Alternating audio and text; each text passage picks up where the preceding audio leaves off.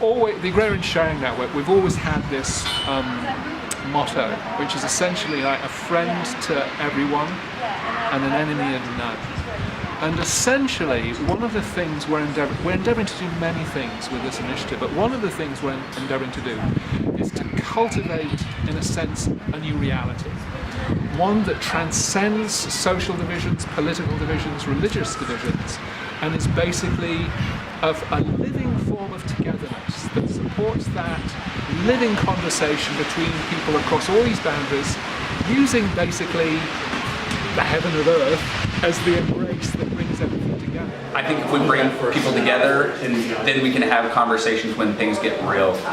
So I think it's an opportunity for people in their neighborhoods to connect, and we use sharing plants and food and music and play together as that platform. Well, as we have been progressing, we have discovered that food sovereignty is paramount in our overthrowing the dominant paradigm. And the only way that we will survive, the only way that we will make the community that we want is to get involved. And one of the easiest ways to get involved is to start growing your own food. And a lot of people have gardens, vegetable gardens, and this is taking it another step further with the seed swap and making cost less of an issue for people. Our biggest cost is the cost of the rootstock and the grafter's time. Other than that, this is mostly community supported. All the scion comes from local gardeners, farmers, comes from our area, and we just want to pass that on to people and get them excited about growing their own food. It's something that allows us to address what ails the earth and what ails ourselves as people in the same breath, tending to the foundation of our world and modelling it in a way that is a reflection of the world we anticipate will work. We've never charged for this event. We give away everything as freely as we possibly can. We're finding this extraordinarily depth of loving connection, running all the way down from Williams in Southern Oregon. We're up to Orcas, we're doing events now up by the Canadian border.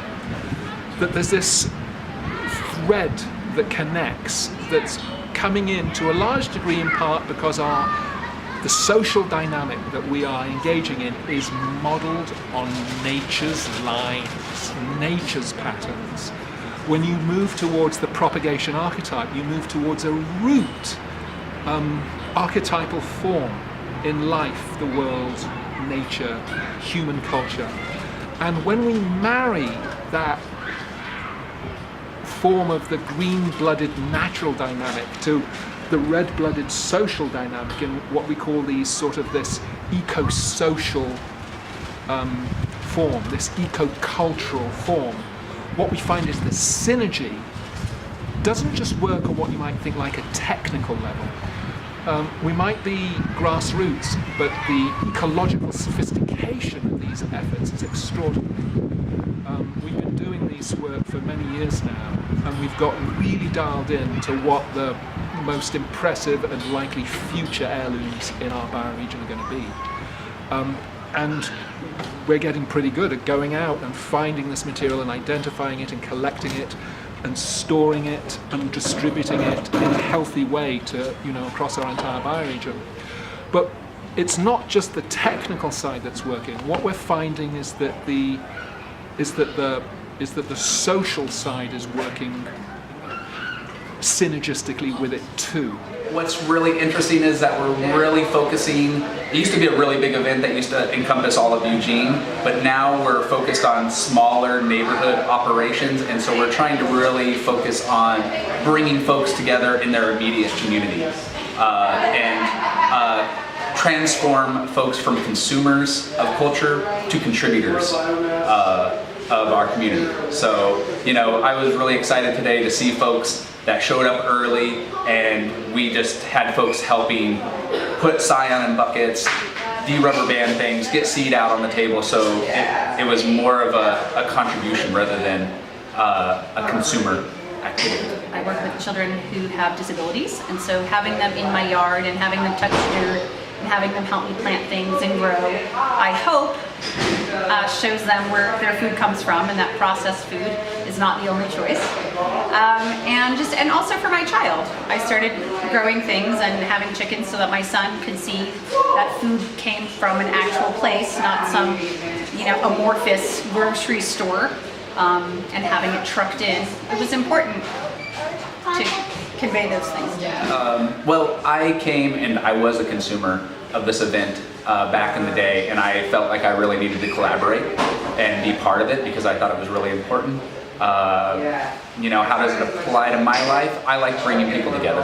So, and I like plants. So those two things go hand in hand for me. It's really easy to get overwhelmed. So first things first, container gardening is great. Container gardening is a great way to get your feet wet without the big expense of putting in beds or other things. There are lots of gardeners who are upgrading. There are lots of things on Craigslist that you can get, secondhand, or people are moving, and so you can benefit from other people's experiences and grow your garden. The OSU Extension Center has a lot of classes. I'm not suggesting everybody become a master gardener, but they do offer a lot of classes that are often free, that you can ask questions of. The Xerces Foundation has lovely lectures on pollinators, so maybe you just want a flower garden for pollinators, maybe you just want to do veggies.